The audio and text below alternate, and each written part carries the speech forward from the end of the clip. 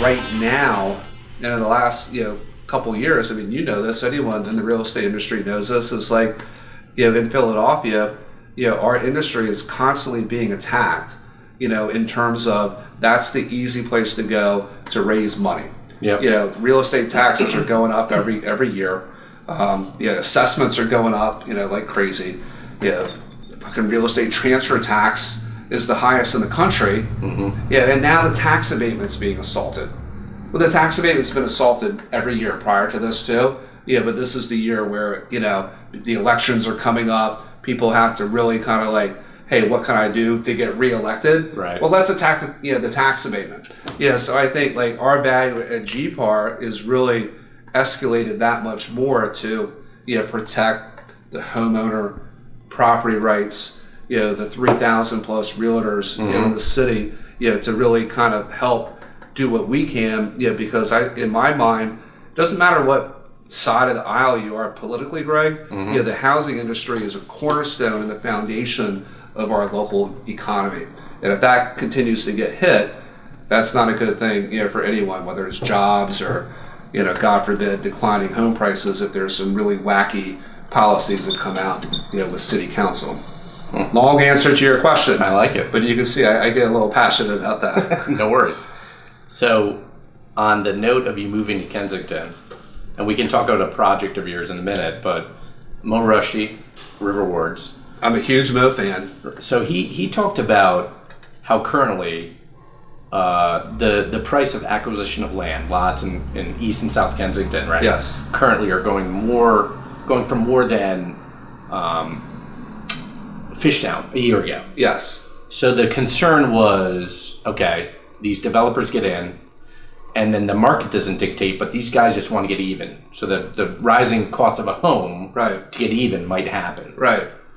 What are your thoughts around that concern? That with he wants equal supply demand. Right. I get that, but the concern is true. Well, I mean, kudos to Mo, number one. I mean, obviously, when they do a project, they're able to kind of acquire that land, at a cost where they're able to do a fantastic project, that benefits the neighborhood, the community, the homeowners. We have N5 Square at 5th and Cecil B. Moore, 61 units, where we have 6 homes left.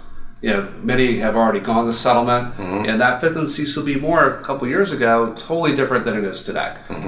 Transformation. I know that's not really part of your question, but I think, the risk of whether the word is a frothy real estate market, as we drink beer. It's a good word, frothy. In excess.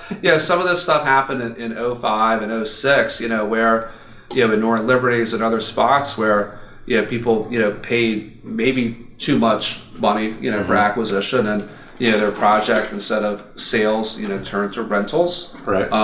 Or, maybe it didn't happen at all, or, there was foreclosures. I don't want to talk too much doom and gloom, but oftentimes really what happens is because the acquisition prices are so high, they just don't sell, because the numbers don't make any sense. Right. But, for those other maybe not as experienced developers that might come in, oh, this is going to work, that could kind of create some risk fast forward. Well, what did they do with that? Did they actually build it? Do their out sale numbers actually meet their pro formas, or was everything kind of like, to me, like a bad strategy is to buy something, with the expectation that prices are going to continue to go up 10% every year. That's a little bit risky. I mean, I'm a pretty risky guy. But that's not something, really that I want to be involved with, which also gets back to the importance, no matter who you're working with, to have that consultative realtor or broker to help, with land acquisition. Hey, does this make sense? Does it not make sense? I get people that call me, Chris, should I buy this at X amount? I'm like, no. Other times they call and I'm like, yes, buy all day long. That's where I was going to go. So people that might be watching this or respect you, young people looking to get in the industry, or they're in it, they're in the bottom floor, the risk reward factor.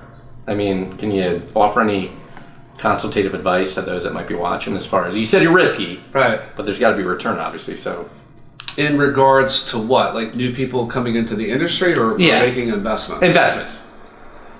I'm a big believer in investments in the long term. Okay. So if someone has, the risk profile or has the ability to buy a property, rent it out, and kind of hold it indefinitely, as long, obviously, as the cash flow works, Yep. your income is a good amount higher than, the mortgage payment plus taxes and insurance, sometimes it might not really matter too much. I mean, it matters, but it's not like a be-all, end-all. Right. And when the market was going down significantly in those bad years, I was like one of the few people like buying properties. We were like, are you crazy? So it's a little bit of a different market now because there's a lot more competition. Yeah. Investors can kind of inflate prices. Homeowners and investors are competing with the same properties sometimes. But to me, again, if someone has a long-term approach, can I give a good analogy? Please do. Okay. So if someone wants to get their kid... If you can throw a fucker and kick ass, you can do an analogy. yeah. Come on. This is a fucking kick-ass investment strategy to pay for your kid's college. So, there's I forget what they're called. I used to know because I was a stockbroker. But these little plans that you can buy. But anyway, so why not buy a property in Port Richmond or any up-and-coming area? Maybe it's $150,000, $200,000, fill in the blank. Do a 20-year loan. Okay. Maybe even do a 15-year loan.